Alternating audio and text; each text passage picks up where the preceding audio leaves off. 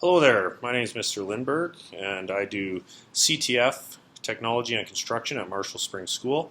I teach grade 5, 6, 7, 8, and 9 Technology and grade 7, 8, 9 Construction. This is the space here that the kids will be working in when they're doing technology, and all students will have access to their own computer that'll be safely sanitized for each class when they come in.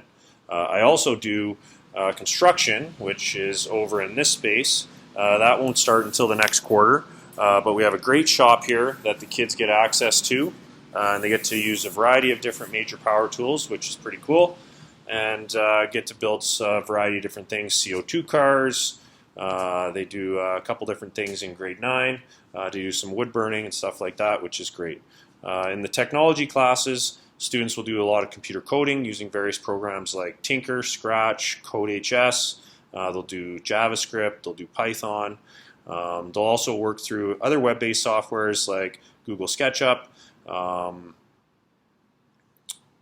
They'll look at some different things, including